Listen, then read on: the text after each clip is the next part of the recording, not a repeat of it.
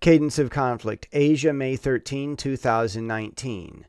Trump knew the Chinese all along, all too well. The trade war never risked creating a real war. The trade war was a ploy the whole time, part of an elaborate scheme to provoke the Chinese into striking too soon. He says talks are going well with China. He can't not say that. China is indeed willing to have another talk. Trump announced tariff hikes, and they still showed up. That's not exactly bad on the part of the Chinese. Trade might never go well, but the talks certainly are for now.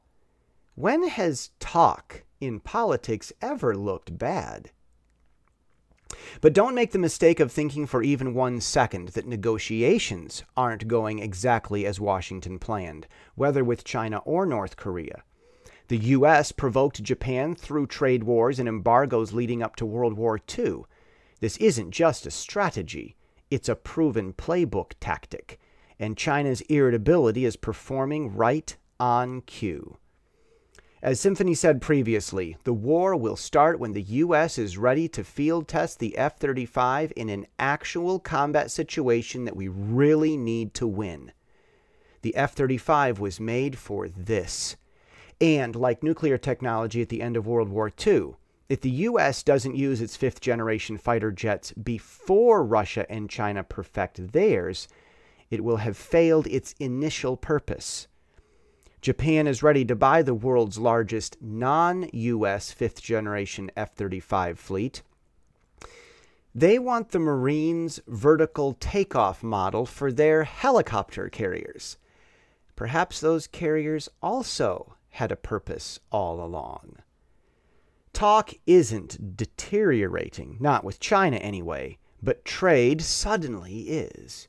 That's because the F-35 is ready to make its entrance onto the world's stage. Taiwan's election could prove to be a convenient linchpin. Businessmen are the presidential trend.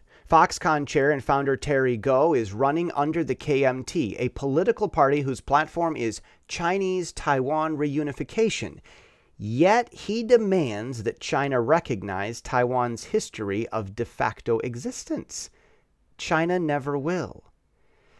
Moving some production from among Foxconn's 12 factories in China back to Taiwan in Kaohsiung shows that his loyalties don't reside in Beijing, nor in Nanjing as KMT old hats still pine for. He's also beefing up supply in Houston, Indianapolis, and Mexico atop his newest plant in Wisconsin. That will make the U.S. less dependent on China and better ready for war. As an accomplished businessman, Terry will tear up the inexperienced populist Mayor Han of Kaohsiung in the primaries. After all, he brought jobs back to Kaohsiung. Even if Gou loses primary or presidency, his campaign rhetoric, though less unacceptable to China than others, could force other viable candidates to sympathize with Taiwan independence, if that proves to be the only electable platform. That's more than likely. Equally likely, China will see no way to talk its way toward absorbing Taiwan.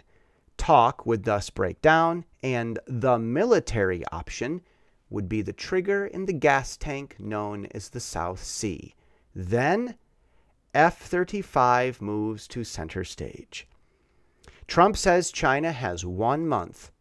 If we make it that long, then China would be stupider than we thought, because the F-35s would have more time to fuel up. That is the cadence of the conflict already seen in the Pacific.